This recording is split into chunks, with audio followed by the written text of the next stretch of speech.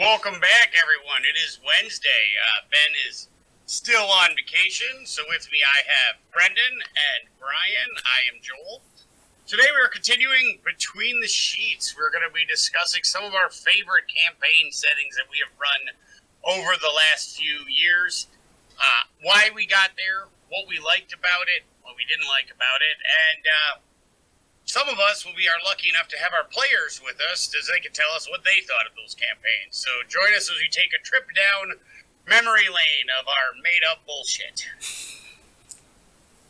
So we're going to start it out with Brian.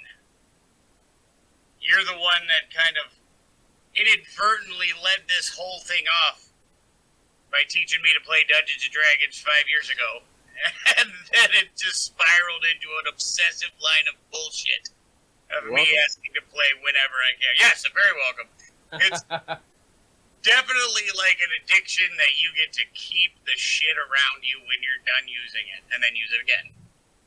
Brendan, you don't understand anything about addictions with fantasy games. Yeah, nothing. You play Warhammer, and that's a very low collecting game. I'm glad the internet doesn't see my basement yet. It's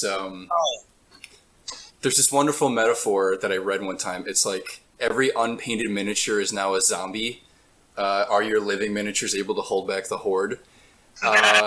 It's not the case. It's bad. It's bad.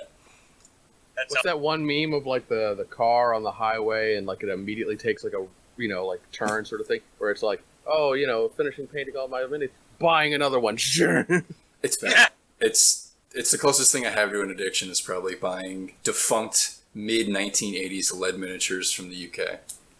Oh, dude, that's really funny you say that, because today I was listening to an episode of Adeptus Ridiculous, and they were talking about the Legion to the Damned, which I guess hasn't been out for quite a while.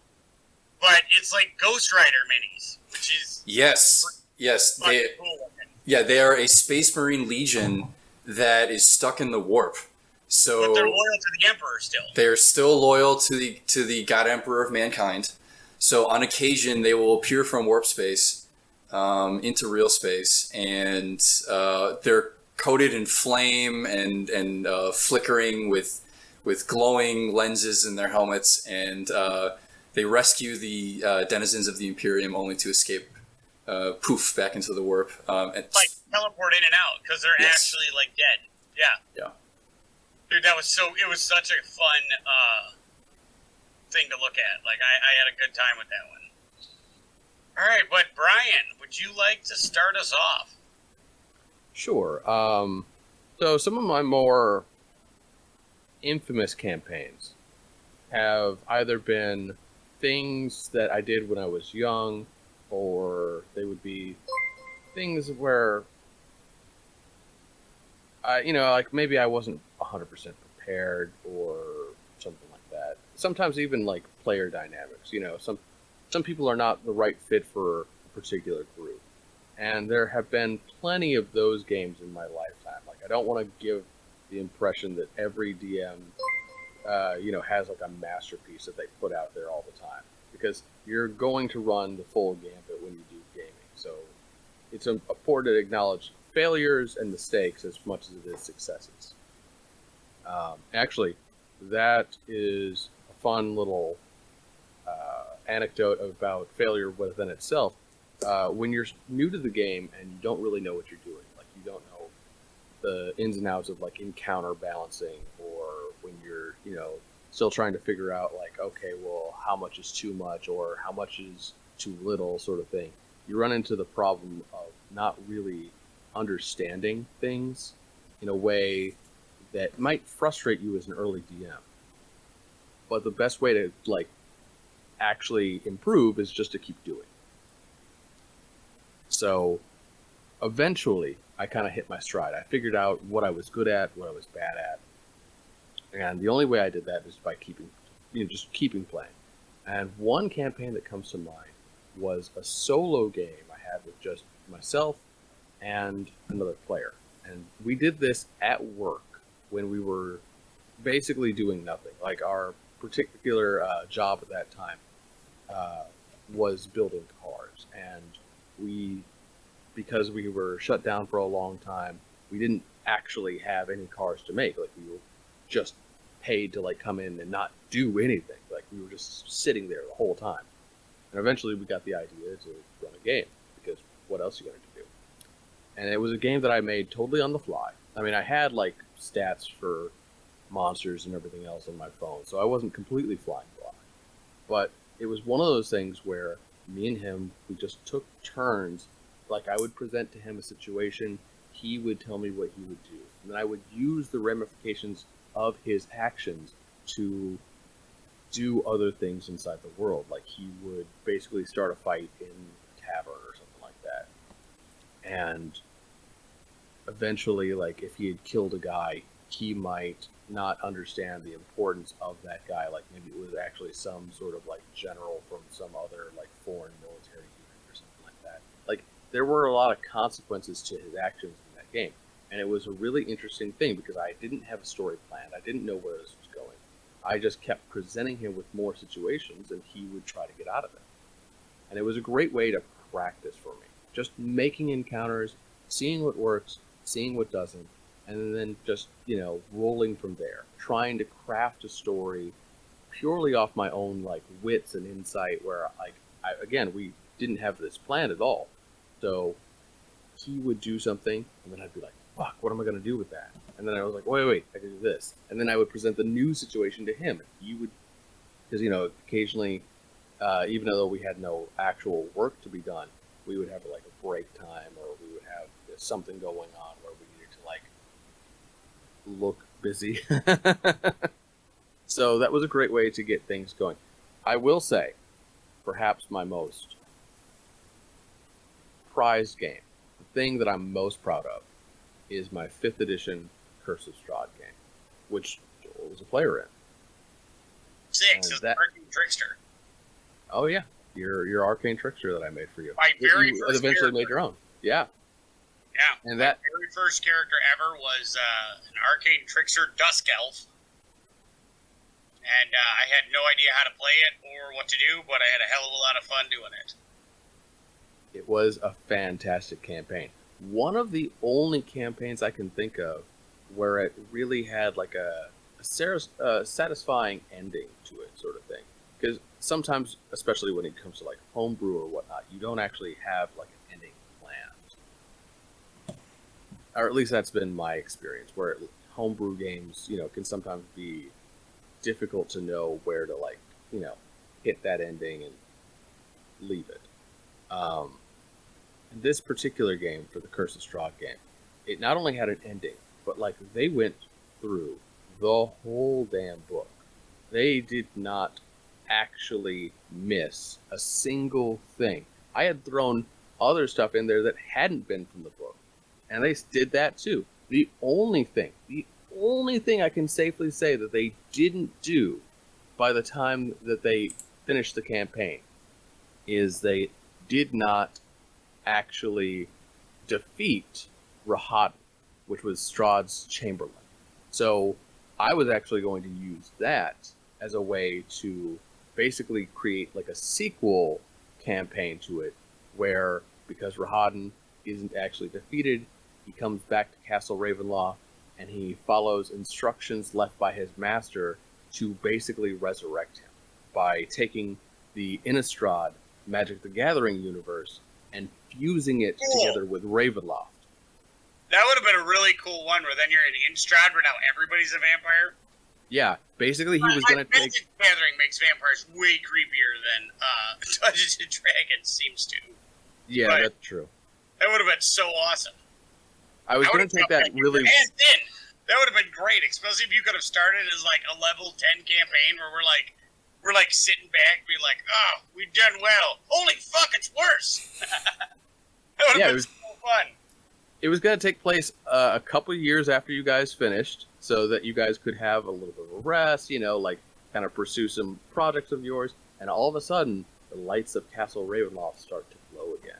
And it's like, oh shit. And so like what I was going to have you guys doing was you'd always be like... Your vampires in there and shit. Well, I was going to have you guys be like always one step just behind Rahadin. So like he would open up the door to Innistrad. and like that is kind of like the start of the campaign, where like he completes this dark ritual, he opens up the link. Dude, I'm in. Like, I'm fucking there. Like, well, we know exactly what campaign you're running next. It's a shame that we don't have the same players, though. Well, we can, though. That's what makes it great. We can get Will on there. He'd be great. You're gonna get Tim Siefkin back? No. That's what I thought. Yeah. Yeah. Well, we'll just call Brendan Tim Siefkin too, Oh, there you go. and then we'll immediately get rid of that name and just call him Brendan. See what we did? We're 2/3. We're 2/3 there, and then Ben will have to play the character Sam played. You know. I'd be very interested to try the newer edition Ravenlofts.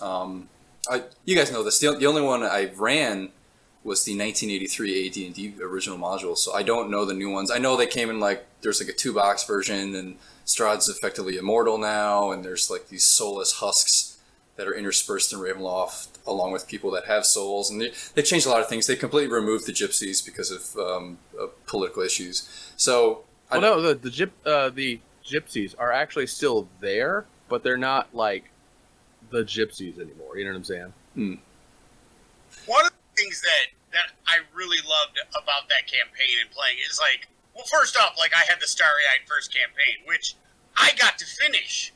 Like my very first Dungeons and Dragons campaign, I got to finish, which I guess is atypical for the game.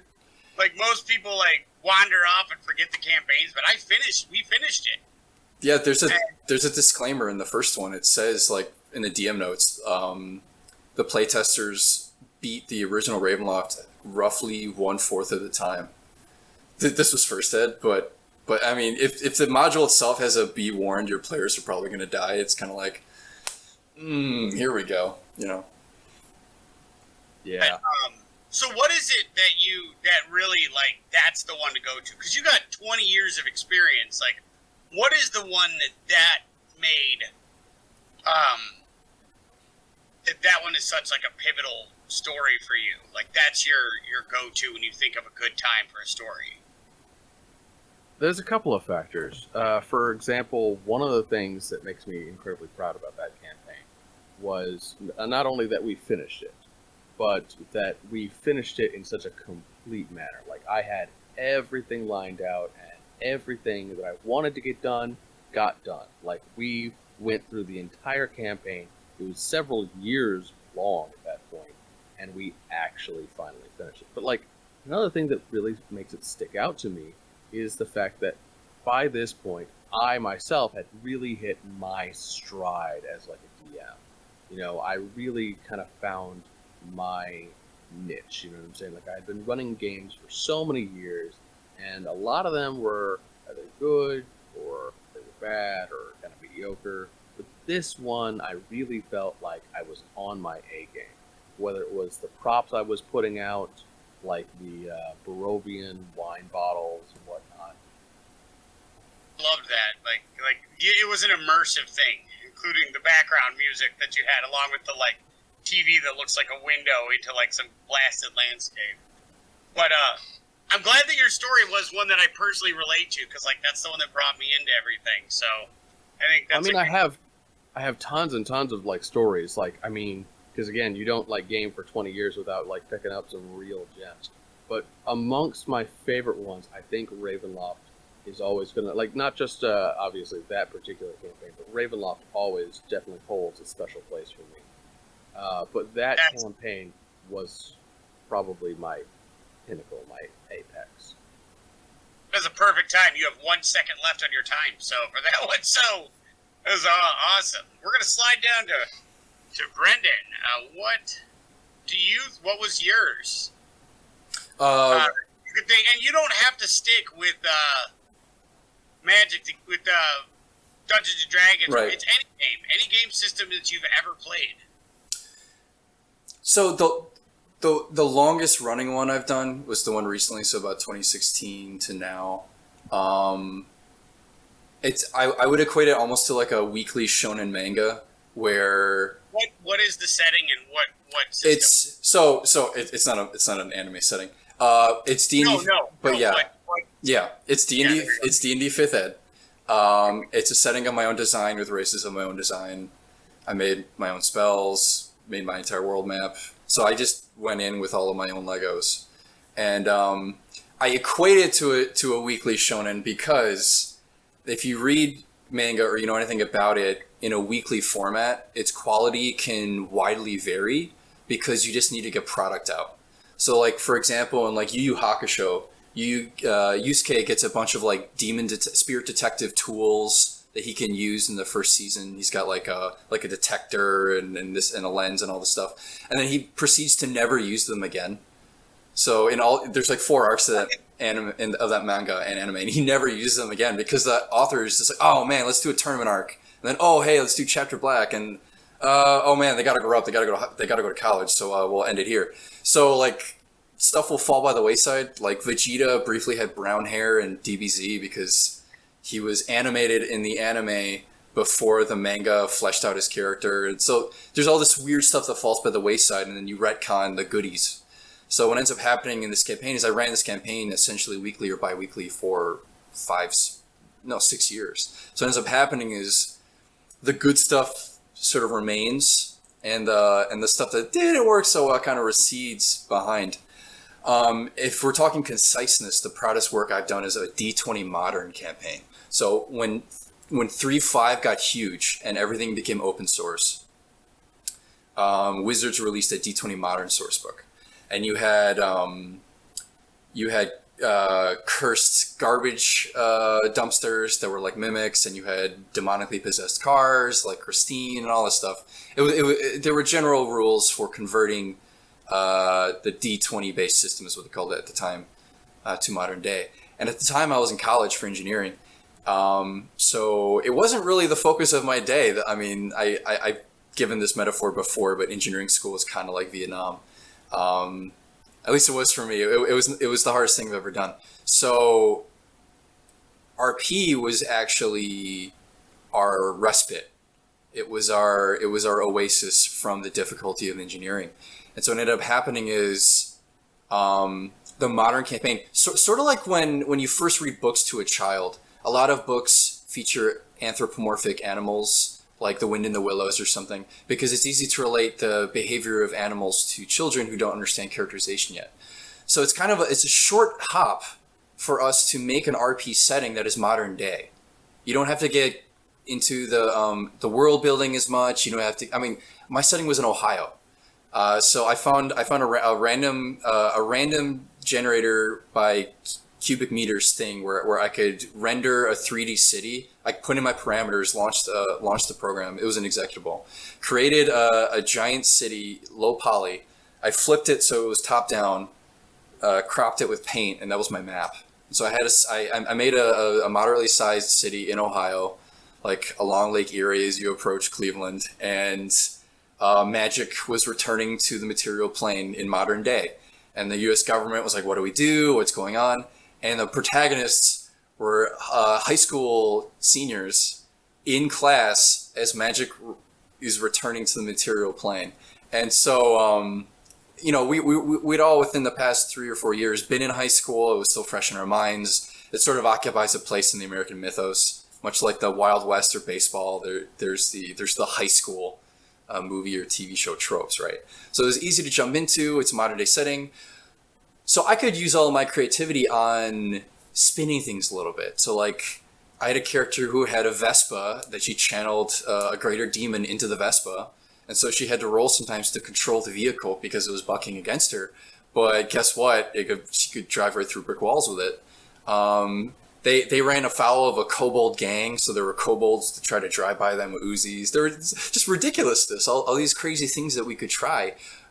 But because it wasn't the focus of my day, I was able to use that modern setting to sort of have a short jump, a skip, and a hop to the RP. And I was able, because of that, to write an entire narrative. So there was an evil corporation, and the principal of the school, his name was Guy Shoulders.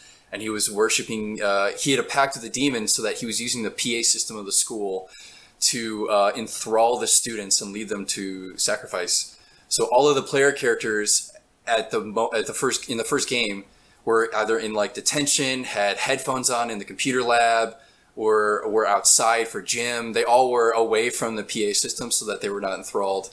And it was a great way to sort of force them into a situation where they may not have known each other in class. And I had them roll. I feel like that's an episode that sounds very reminiscent of like a specific episode of Doctor Who. Or Buffy. It's very Buffy-esque when she... very Buffy as well. Yeah.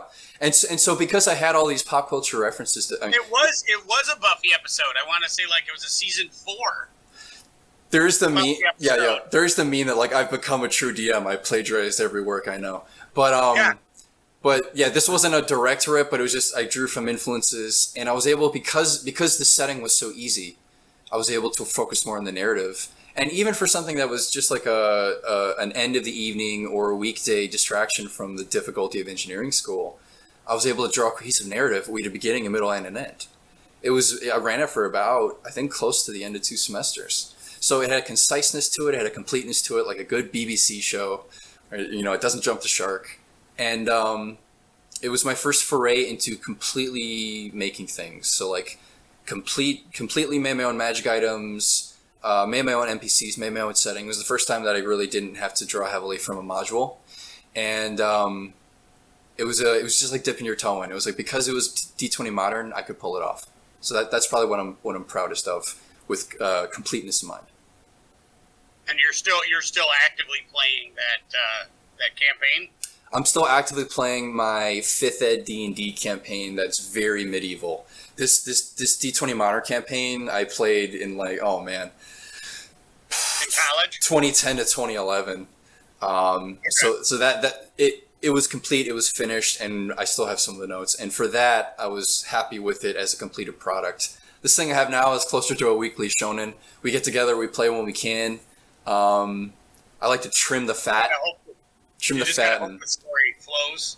Well, yeah, it's flowing rather well. It's just like sometimes we'll have a week where it's just like, oh, crazy random encounter, or a week where it's like I'll throw in a guest module as like a weekly concise one shot. Like when I ran Ravenloft, that was a Halloween special, and then like, oh, we appeared back. They appeared back in Prezi is the name of the city, and then they continued about their campaign. Like, whoa, that was weird, and specifically adorned my wife's apartment. She has an apartment flat in the campaign. She adorns it with tapestry she stole from Castle Ravenloft, and they got some furs they took from the closet. So they Electrum pieces that aren't legal tender in their world, so they just have a bunch of them. And they go about their campaign. So I will throw crazy stuff in as for excitement, for random what if, and then with hindsight, take what's necessary for the cohesive story and sort of put it into place. I've once heard a quote that being a good DM is about 80% creative thievery. In the sense that every, DM kind of like draws inspiration from other things. Not necessarily to rip it off and to plagiarize, but to make it his own, or their own, I should say.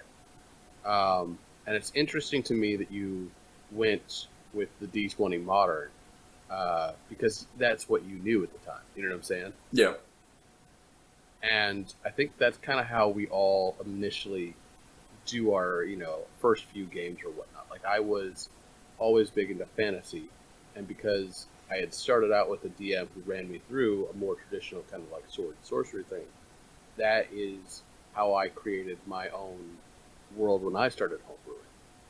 I took, what I knew from bits of lore that I had, because I when I first started playing with a group, I was familiar with D&D in terms of like the setting and the lore, but the mechanics I was still really fuzzy on, because not only had I gone from basically the red box to 3.5, because that's what I had growing up versus what I actually did. It's night and day. Yeah, big jump. Yeah. So not only was I still learning the rules, but like now I was basically placed in a sandbox where I could do anything. Because now I was actually DMing. Now I was actually like free to do whatever it is I wanted. Mm-hmm. And I remember thinking to myself, like, there were so many ideas I wanted to try, so many different like settings, so many different like plot threads I wanted to get going.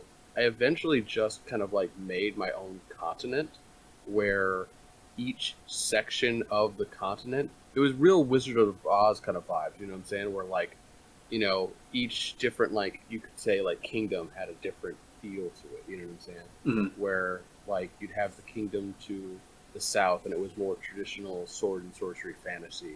But then I had like the Eastern Kingdom, and the Eastern Kingdom was like basically taken from the Oriental Adventures. Okay.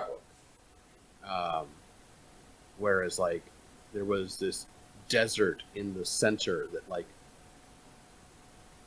was supposedly unpassable. Like, you know what I mean? You have to like take the long way around if you wanted to get from like place to place, sort of thing. And then like the lands out west were where the dead gods were. Like it was basically just like a blasted landscape plagued by spell storms, and there were all these monolithic like towers, all different in like shape and size and scope, but each one of them in erection to a god who had long since been dead. Like it was really interesting and at the same time totally disjointed. And for my first, you know, like actual like homebrew attempt, it was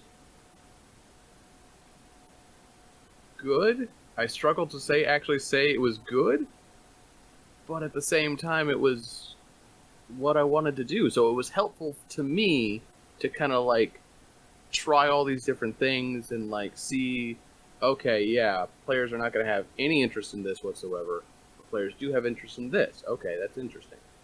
Why is that? Or, okay, I'm really good at this kind of a game. So how do I take that and how do I expand upon it? How do I work this kind of a storyline in when I'm trying to work this story? You know what I'm saying? Like there was a lot of ins and outs, a lot of different like things where it was a good learning experience if nothing else. It was terrible in terms of like actually playing it because I didn't know what I was doing. Right. But it was an interesting way for me to kind of like learn how to be a better DM. Yeah, I've been there. We still haven't gotten to like the real meat of the thing. Joel. Can't hear you. Joel's muted. There he is. Oh, am I muted? Briefly. You are, yeah. Mm-hmm. Oh, God, I don't even know. I have two that really stuck out as far as my favorite campaigns, and one was I am very happy for Brian's patience because in the very beginning, like I was like a drug addict. Like I don't know if I was like, oh my God, let's play this. I had been wanting to play it for years, but I had been. Thank God, it's a metaphor. Thank God. Okay. Sorry, continue. No. Actually, his first character was a drug addict as well. First character was a drug addict. Oh my gosh, literally. Okay, wow. And okay. I didn't know how to play him, and I remember the most awkward thing where like Sam was trying to talk to me, and I'm like, I had no idea how to play it. And I just felt so weird. Now I don't care. Now it just off the cuff, it's strange as shit, and I don't care. But like I was raised along like. I loved fantasy my entire life, but like I was raised in a very religious family. The Satanic Panic had a firm grip on my parents, and so they're like, if you even look at not so much my parents. They were like, my mom was like a loopholer. She was like, you can look into dragons as long as you're the Dragon Riders of Pern or Tolkien. That's fine. Dungeons and Dragons, you're selling your soul to the devil immediately. But like, so I had missed the formative years playing, and then I didn't have any friends who were like into it. I was like a quiet closet nerd. And then when I started playing with Brian, like I was like that annoying person who's like, I want to play a druid, and then I want to play a cleric. I want to play a cleric druid. I want to play a cleric druid that's a fighter. You know, like making these combinations that just don't work. But I was annoying, and Brian was very patient. And then one day, I was like, why don't we play at break time?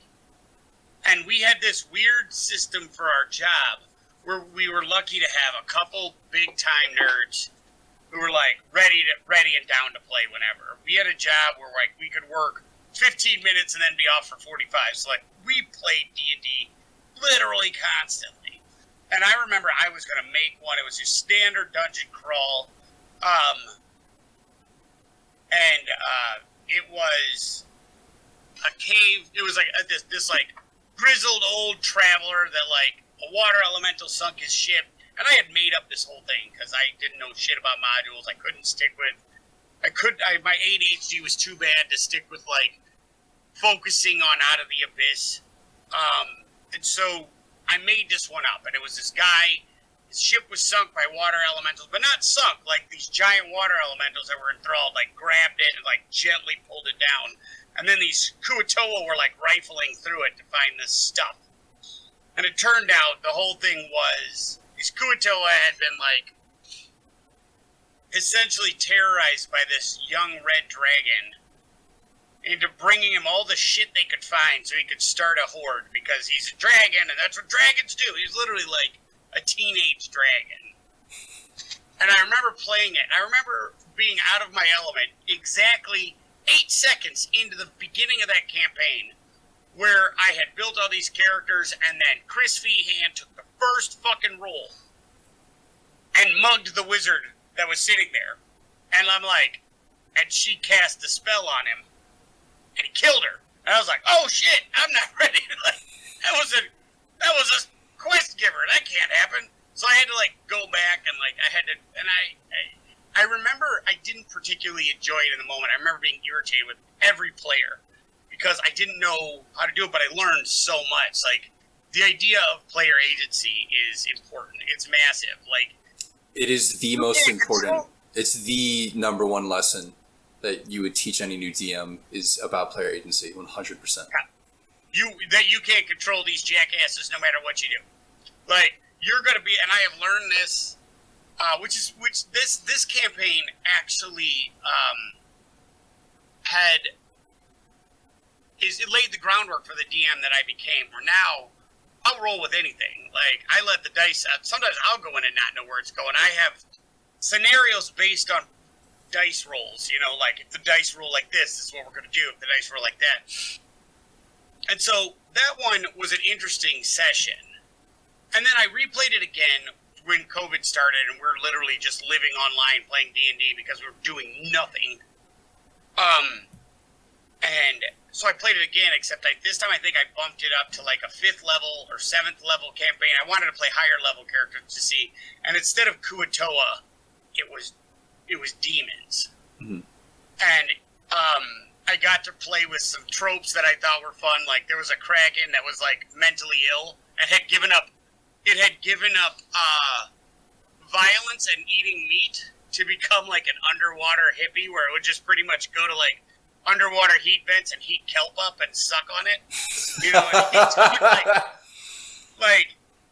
and they ended up feeding the big bad, which was an aboleth, to it by my nephew David using a very well-timed polymorph spell, and the aboleth rolling a natural 1 and turning into a sea cucumber, which then they fed to the kraken, being like, no, it's a vegetable, it's a sea cucumber. And he's like, right on, man, that's perfect. And this tastes meaty, you know, but it was a lot of fun. And then after that, my absolute favorite campaign, I'm sure all of our people that have watched the previous campaign, was a campaign where I had originally 8 players, and we couldn't keep them on task. And so I got annoyed, and I went to Ben, Brian, and David, and was like, I can't. I'm not enjoying the game anymore. Nobody's paying attention. People are fighting over rules. People are wandering off, or people are getting too drunk, and then they're just not able to pay attention. So I was like, I just want to run a one-shot evil campaign. And I'm like, here's your setting. It's an evil campaign. None of you can kill anything. Like, overtly, you can't just murder hobo your way through it. I said, but you are a priest, disenfranchised with the church. You realize there's a lot of hypocrisy. Asmodeus comes up to you and is like, I want you to try to sneak and take over this town by signing souls to a book.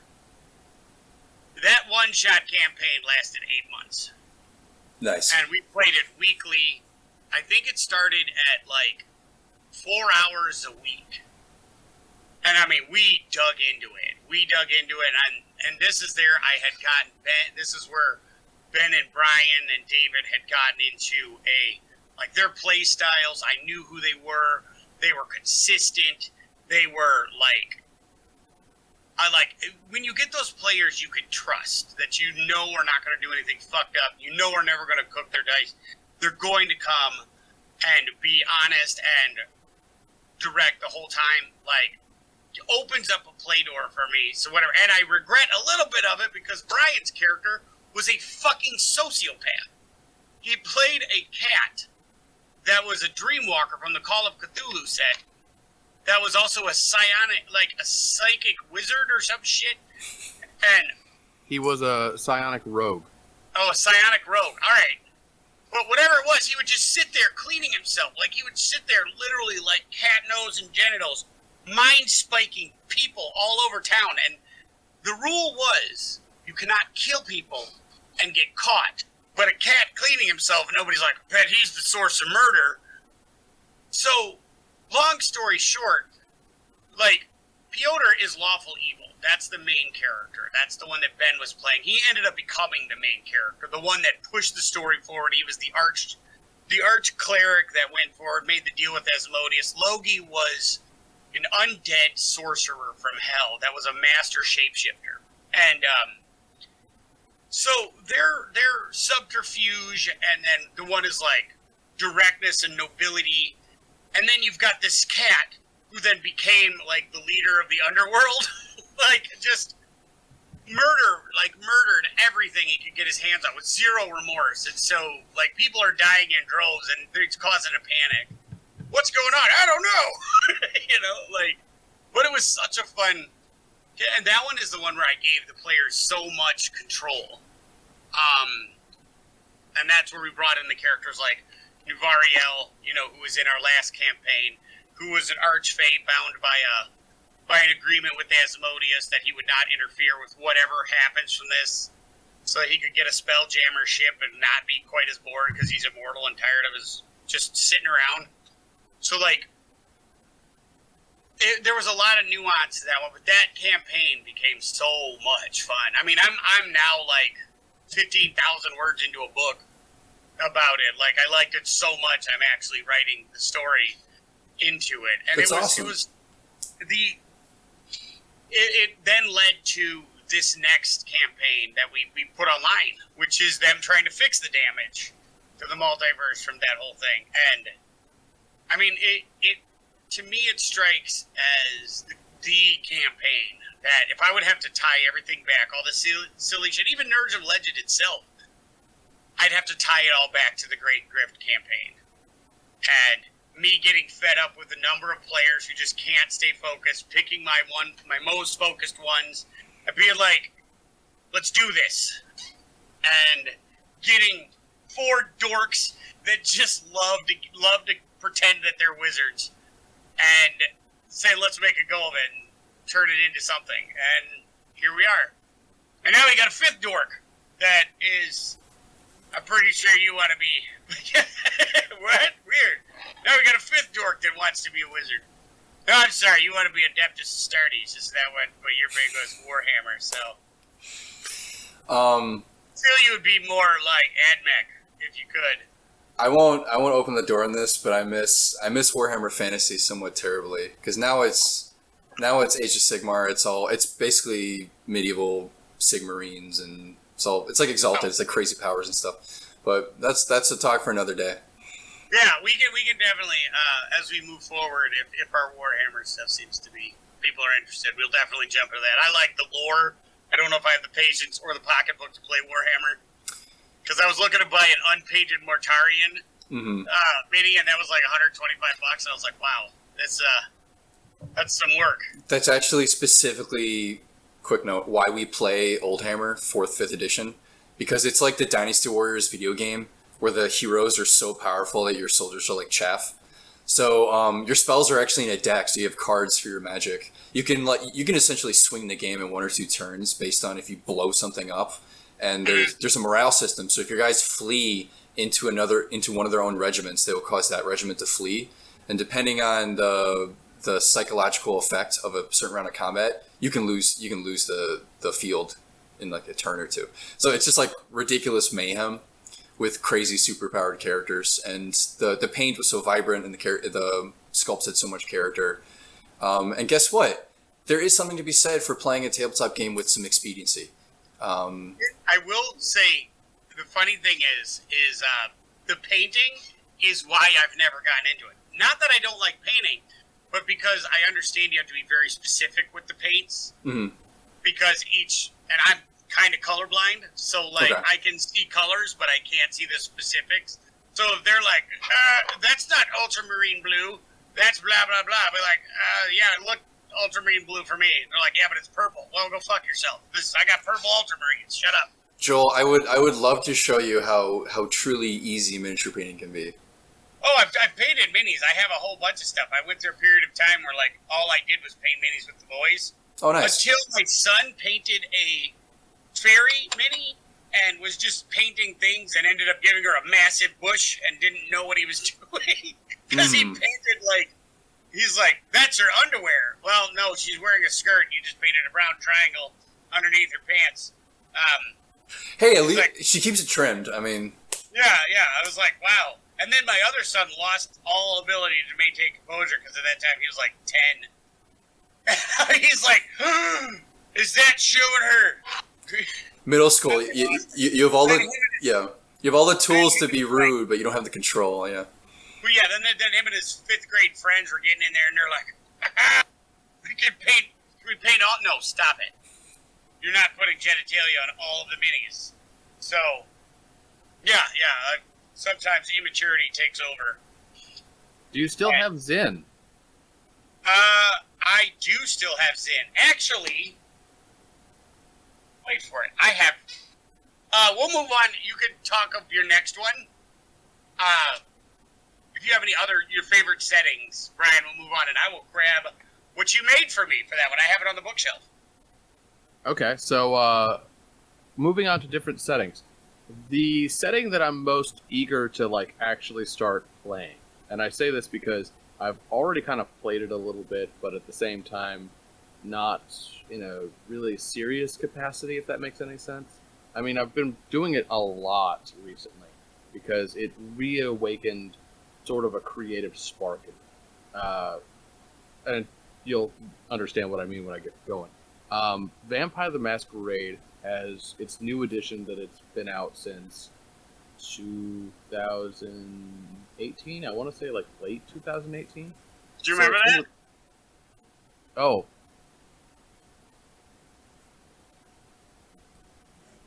I can't hear it though. Ah, damn it! You heard it? A little bit. There's a nifty looking little coffin. What it is, yeah, he made these. So when we played, this is Curse of Strahd, he made this coffin, and in it, I got inspiration. It's so cool. Yeah, you could pay this to the Dungeon Master for your inspiration. I never used it because I love the coin. That would be me. I'd collect coins at arcades and hold on to them. I keep this is my very, very first set of dice. Like, if this came in the box too, they're black and red. I'm not figuring out how to work my fucking camera because I'm an idiot. Apparently, there we go. Jesus Christ, that was unnecessarily difficult. But I came with those, and then my first Hero Forge mini, which is Zin Lahar, a arcane trickster. It was a bow. He was holding a bow and a dagger. They get snapped.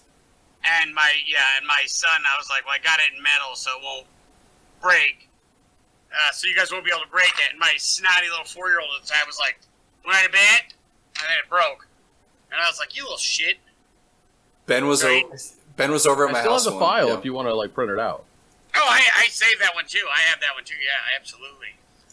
I loved it.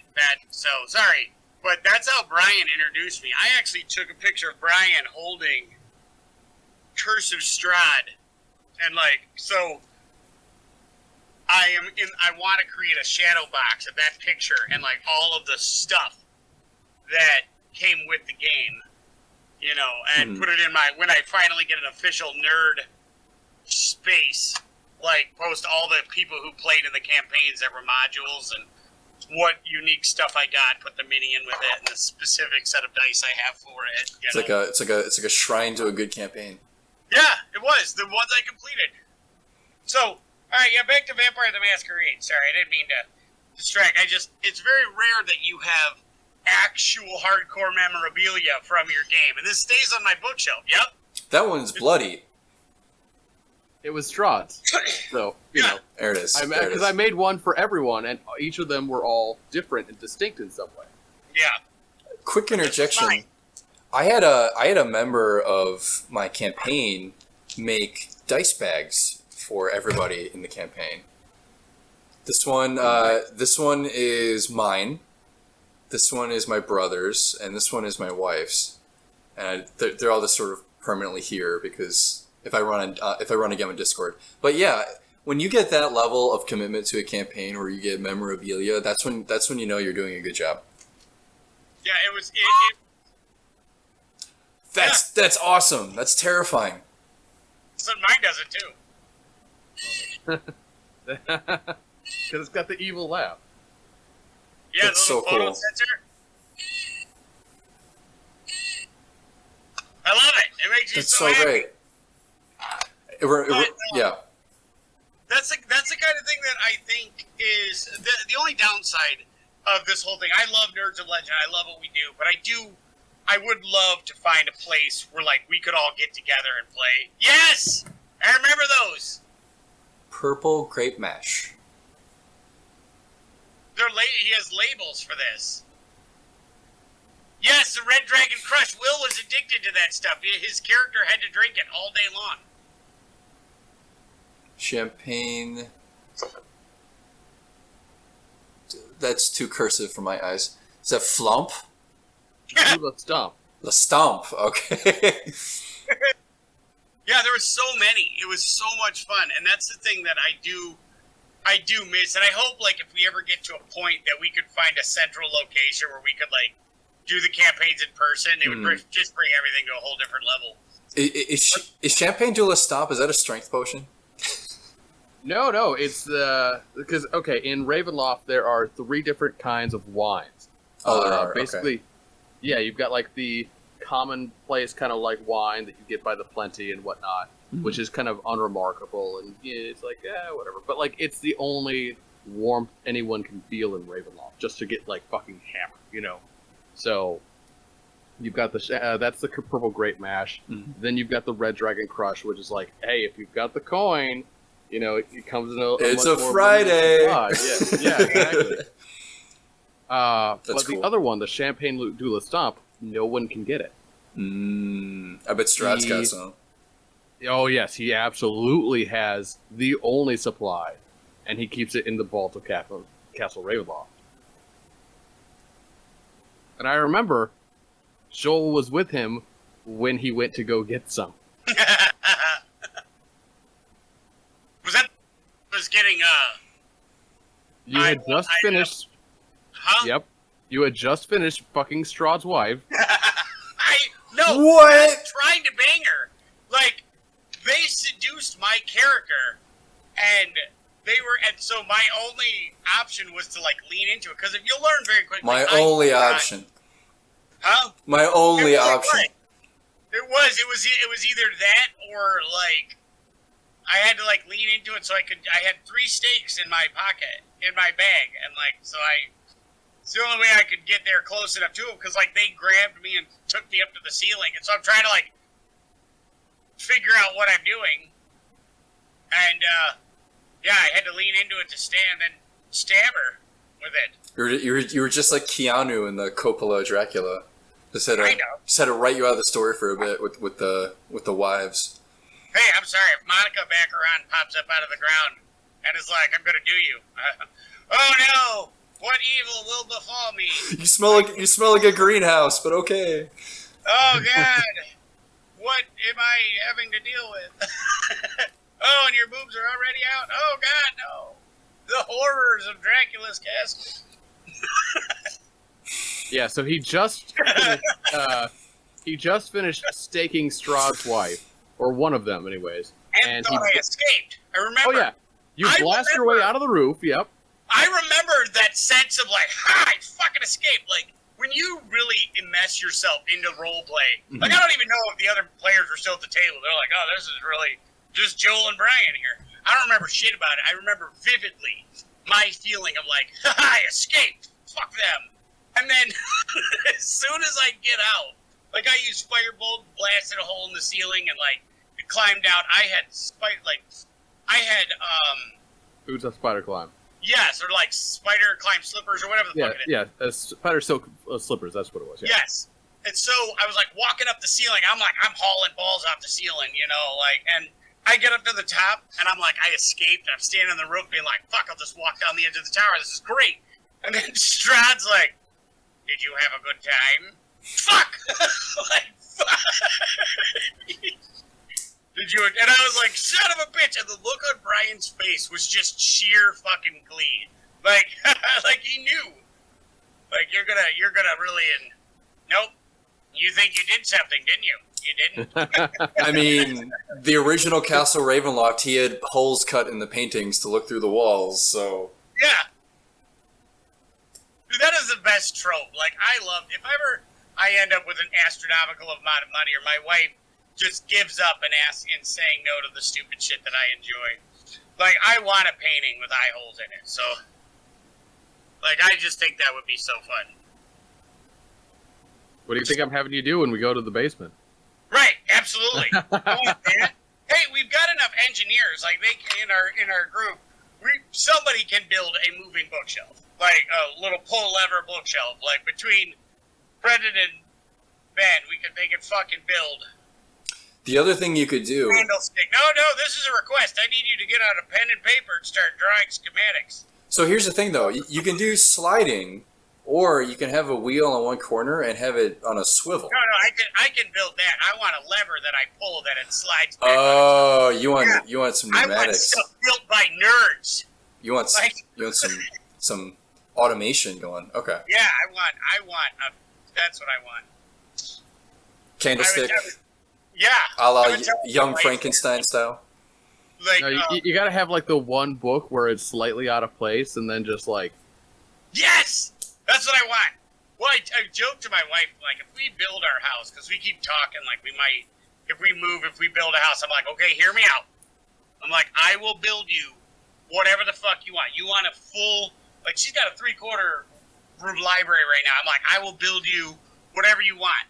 Like, we could do a tower. I'll put library books in it. I don't give a shit. I just want one bookshelf that, like, opens up to, like, uncut, like, flagstone stairs that goes into a basement with, like, LED, like, lights that goes right down to a D&D dungeon. So it's, like, little, like, fake torches that are, like, motion activated, so you walk out, like, yeah.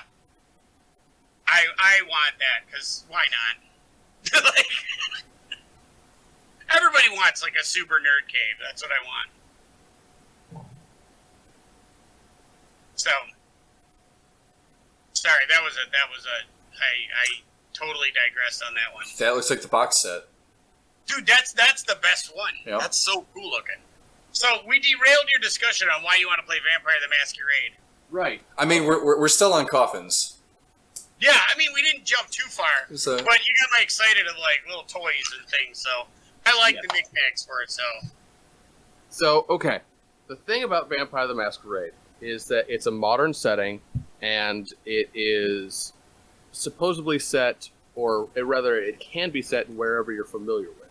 But the thing about Vampire the Masquerade is that anyone who knows Vampire the Masquerade already knows that there's like a shadow organization to the entire world. Like, you know, there are vampires everywhere. You know, they are some of the most powerful and influential people in the entire world. And so what was really interesting to me was going around my city, my town, and walking into places and just starting to ask questions. Excuse me, does your business have a basement? How do you feel about vampires? And they'd be like, what? You just go to Best Buy. Yeah. I just walk into You have places a and I'm backyard like, that's poorly guarded. Just wondering. No, it's for game. and I'm legitimately walking around my town and I'm thinking to myself, okay, but like, why does like if I'm running a vampire game set in my town, why are the roads so shitty? Well, clearly it's because vampires are siphoning off money from the city that is supposed to be going to the roads so that they can build their own infrastructure.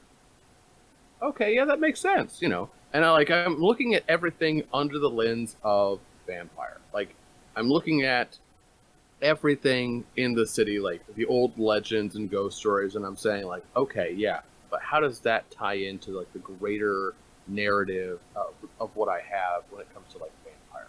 And I'm actually like working through all this stuff in my head. It's wonderfully creative because when it comes to like D&D, I feel like you should, and this is just my personal opinion, I feel like when it comes to homebrew with D&D, you should have a deft touch, because if you change too much, players become unfamiliar with the world, and then you have to spend so much time just reacclimating them to your own setting. But like if when we had made a brief attempt, we had I have no experience with Vampire the Masquerade except for one attempted session we had, and I think the mix was off for that group. I think now we have a right mix to try it again. But I do remember when you created the scenario, and we ended up in Cliff Breakers, which, Brendan, if you don't know it, Cliff Breakers is this, like, garish, like, I don't know, meeting hall. It's all thick wood. There's, like, a big stuffed boar in the beginning of it. Like, it's very, like, reminiscent of, like, Germanic aristocracy type thing. It gives off that, like, Rhinelander vibes. Like a beer house. Yeah. And so, like, when he's like, the coach, he's like, we're going to go meet one of the people in the court, and it's at Cliff Breakers. And I was, like, immediately like, of course it is. Like, I've been at Cliff Breakers. Why wouldn't there be some guy sitting there? Like, it looks like a place a vampire would live. How old are you? Well, I was born in 1522. And you're like, that explains why you have a bunch of pig shit all over the place, you know? Like, yeah, it was very good. I think now we have the right mentality to kind of, like, play it, and I think I would love to give it a go.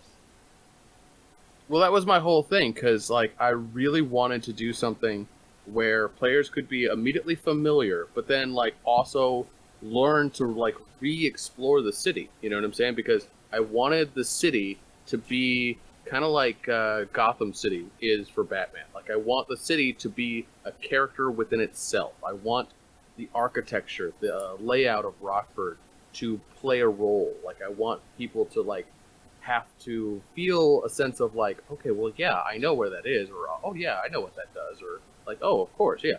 But then also be like, wait a second, you're telling me that like there's actually a ghost inside like Greenwood Cemetery? I thought that was just a legend. And you know, like then they start to learn. Or actually in the Coronado, which is a famously haunted building. Exactly, yeah. Or like, you know, you think something is one way, and you're like, oh yeah, I bet that's vampires. Surprise, werewolves. You know, like fuck. That is like my only struggle with Vampire the Masquerade is it's very, very open, and as a player, because I've DM'd far more than I've played, is I am not great at, like, I kind of in the very beginning need to be like handheld. Where are you going? That way. Why? Because I said so. Okay. Like, and then I'll figure out my swing in the beginning of it. But like, there's a lot of open world to Vampire the Masquerade. At least the part that I got to play, and that was, I almost had option paralysis. You know, like you're a vampire. What are you gonna do? Vampire stuff. You know. Joel doesn't like to be railroaded, but he does like to know that there are tracks laid down. Yes, I do like to be able to. I do like to have a road that I can wander on and off of. I will say, in defense of pre-made modules, some of us are just sort of forced into situations or circumstances that where imagination was sort of a requirement. Similar to you, Joel, is in a very religious upbringing, a very socially reclusive childhood. So, like the guy who invented Pokemon, he remembered playing with animals in his backyard in his youth and had such a connection to them because he was an only child and that world came from his imagination. There are some people where there's choice paralysis. There's like, oh man, I'm the DM, what do I do? What do I do? And there's some people that just don't have those muscles worked up, you know? And there's something to be said for giving people dimensions and boundaries of their sandbox until they feel strong enough to go out on their own and fill in the blanks themselves, like a book versus Mad Libs, right? And some people prefer to just run pre-mades because they're more interested in the interactions of their party. I would say that 50% of the goodies that come from my campaigns are stuff that I've surmised and designed. And a good half of it, I mean, you ask any director for a film, improvisation from the cast gives you these nuggets. I see improvisation from the player characters. I'm like, gonna yoink that or gonna expand on that. So yeah. 90% of the character play of the last campaigns that I've run were all literally made up on the spot. Like Brian or David or Ben would do something, and I'm like, "That's fucking great. We are now gonna do this," you know. Yeah. But yeah, no, it's like I liken it. My perfect play style runs to something like Skyrim or Fallout 4. You're like where Fallout 4 or Skyrim, like you start. And the guy is literally waiting. As soon as you get off the wagon, he's like, hey, that's Dragon. You need to get the fuck out of here. And you're like, right. So you know exactly where to go. But then as you get to like level 10 or level 20, like you run into people who are like, you want to do something? And you're like, oh, fuck yourself. I've got other shit to do. I'm going to go out and hunt dragon teeth because I can. You know, like I like the leading around. And then I'll explore later as I get very comfortable with it. Like, and especially the difference in the Vampire the Masquerade is it's in a town I'm intimately familiar with, right? Like I've spent 40 years in this region. Like I know this town. But now it's like I have to look at all these places I've been to and been like we were at a bar that's run by vampires, and I'm like, I've been to this bar, you know, like. And it all tracks, but like you start like I got my head started spinning really fast. Like where else would be a natural place for vampires to be? Like what else is going on? Like that's a creepy ass building. Why wouldn't vampires be over there? What the fuck are they doing in the conservatory? Vampires don't like plants. You know, like all of this stuff. And it's a world I think it needs a very delicate party makeup. You need a very open-minded group of people, and I think that it's one of those issues. This was when we tried to play. It was around the time that we had the party that, you know, half of them were wandering off or half of them were getting like blackout drunk. And then there's like 4 of us trying to play. And it was the worst party composition because nobody could pay attention to it. Mm-hmm. And also some of them, their ADHD was so goddamn bad. Like if they were not active every minute, they'd have like gone off or started playing video games or something. You're like, this is not actually fun. So I think now having a group of people who are like dialed in, it'd be a lot more interesting. I love the World of Darkness lore. I think I'm more on the changeling side of it. I think like the shifters is more something I'd like, especially the weird shifters, you know, like the were sharks and the were like the what is it, the gators, the alligators, or those are cool, but I love the World of Darkness storyline. I would love to jump into it. And eventually, I want to kind of complete the set that they're making, because the people who hold the license currently, Renegade Games, they've already come out with the new edition of Hunter. They've got Werewolf in development. It's supposed to come out, I think, sometime next year. They've got a lot of books for Vampire that they're still in the works with. And I'm pretty sure that they're going to continue on from there to like Wraith and Changeling, maybe Mage or even Demon. I'm not sure where they're exactly going to go, but I know their next priority is getting Werewolf out. Probably followed by Mage, because like Vampire, Mage, Werewolf, those were always the big 3 back in the day. So, I mean, I'm sure that they're going to get that going eventually, but Renegade Games, and this is where I have to shit talk them a little bit. They make a good quality product, but they aren't doing so good with their RPG line at current. It's difficult to really elaborate, and I don't want to get too off topic because we're supposed to be talking about like campaigns and whatnot, but I think that this is a little bit relevant, where I've bought in several games from them so far. Like I bought their new edition of Hunter. I even really wanted to like give the Power Rangers RPG that they came out with a try because I was like, oh, well, that seems interesting, and I have a lot of players who enjoy the cheese, so having Sentai in my fucking games is probably like right on point.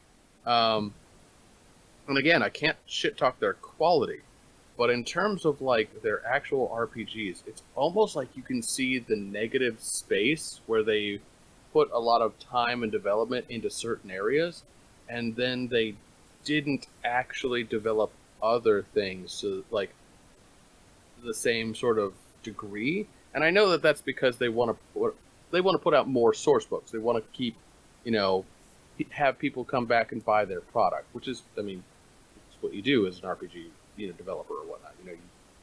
But I don't know. It's just really weird because, and I feel this way about like some people's games. You can see where people put a lot of their attention, and then they don't think of something, and it actually ends up being like very relevant. Like a player will just kind of like stumble into it, and there's that trapping that a new DM might have of like not knowing where to go with it. Like they're not used to riffing on the spot, you know what I'm saying? So they get over focused on like, oh shit, what do I do? And in moments like that, I think it's okay for new DMs to kind of like take a moment, call like a 5-minute break, and then like try to work through it in your head and like calm down, take a breath, and see if you can figure out something while all your players are grabbing a drink or whatnot. One of the things that was jarring to me for Vampire, and just again, very, very, very limited, was the fact that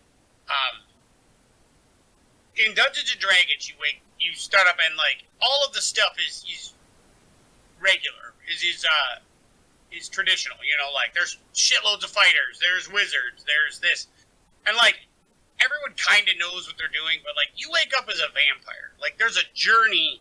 So your character doesn't just wake up one day in Dungeons and Dragons and it's like, I'm now a warlock. Like, and if it is, you have created the backstory to where you're still an established warlock, right? Or you just got it or whatever, but you know what happened to you. But in Vampire the Masquerade, I woke up, didn't know what the fuck I was. I was a vampire, and they're like, go be a vampire.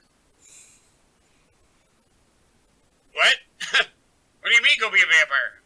Like, and then you have, and now that's a great story if you have an idea on what kind of vampire you're going to be, but to me, I was overwhelmed. There's so many different, there's Dresden, Black Court vampires, White Court vampires, there's, the Red Court, so that's just in the Dresden Files how to play. Then you got Bram Stoker's Dracula, and then you've got, like, whatever weird-ass, like Asian or derived vampires, like, so many different things. And there's, like, hundreds of different types. You're like, what kind of vampire am I going to be?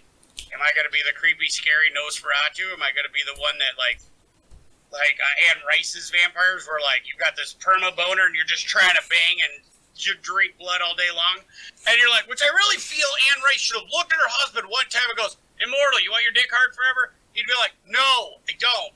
But she didn't. So that was the hardest thing for me to believe. I'm not wearing crushed velvet pants with a permanent erection.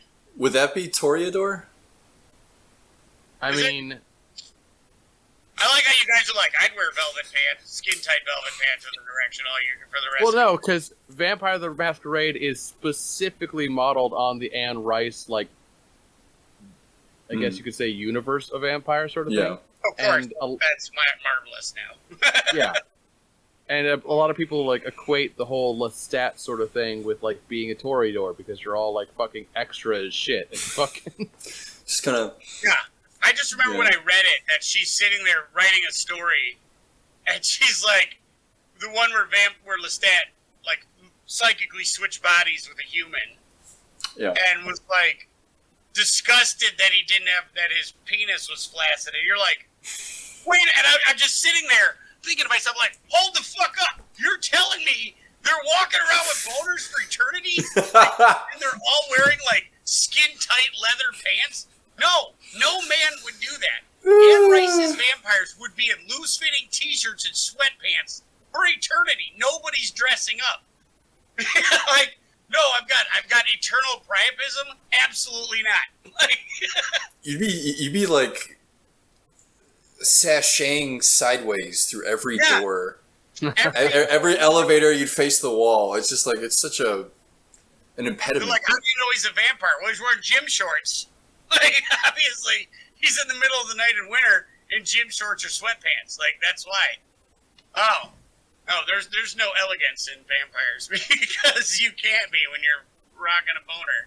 Like, I'm sorry. I figure somebody should have fact checked that one. But then again, on TikTok, I've been listening to these like horrible stories of people that have no idea of like what the other gender goes through, and so I'm no longer shocked. I'm just disappointed at human writing sometimes. So, sorry, that was a rant. That went nowhere. That was absolutely added zero value to this, so I apologize. No, I mean, there's a very good point that if you bring a player into a new system, I know a lot of people that are only D&D and they never tried other things, and there are challenges to adjusting to new game systems. GURPS is like the opposite. GURPS is so accessible and wide open that there's just enough rules to sort of what is that? I don't know what you're talking about. It's a generic role-playing system where basically it's adaptable for any kind of like setting or anything. Like it even like, because GURPS itself is an acronym, and I believe it's like go ahead. Yeah, I was gonna say, like, I believe it's generic universal role-playing system, I think. Roleplay, yeah. Yeah, so the cover has like a guy with a phaser and a ninja and a spaceship and a superhero and like a Bond guy. So the whole point, and there's a guy on horseback like with a 6-shooter. So there's an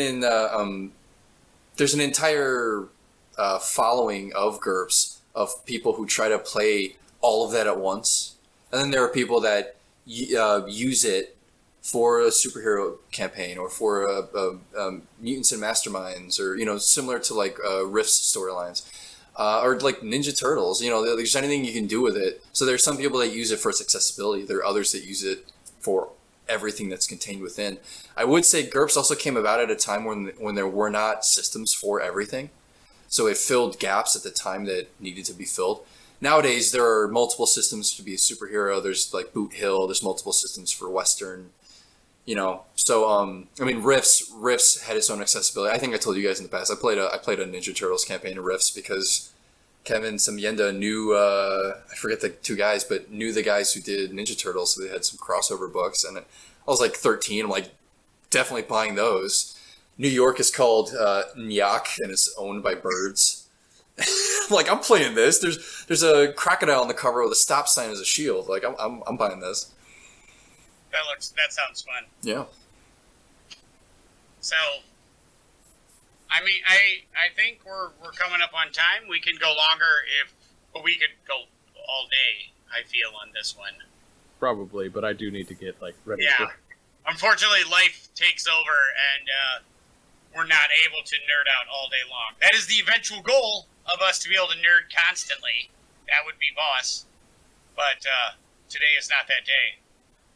So I thank everyone for joining us as we talk about our favorite moments in DMing, our favorite campaigns, some shit we want to try, and a longer discussion on Vampire the Masquerades and Anne Rice vampire boners that we planned for.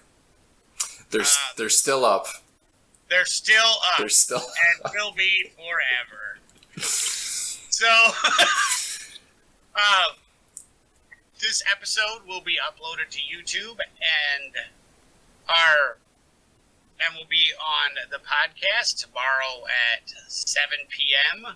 Follow us on all of our socials. Nerds of Legend at just about everything. Nerds of Legend G1 on Twitter. Nerds of Legends for Instagram and Facebook. We look forward to seeing you guys next Monday. where we will go over Poison Study and see if Missy's first official book recommendation is as good as it seems to be so far. So we look forward to you and see you again on Monday.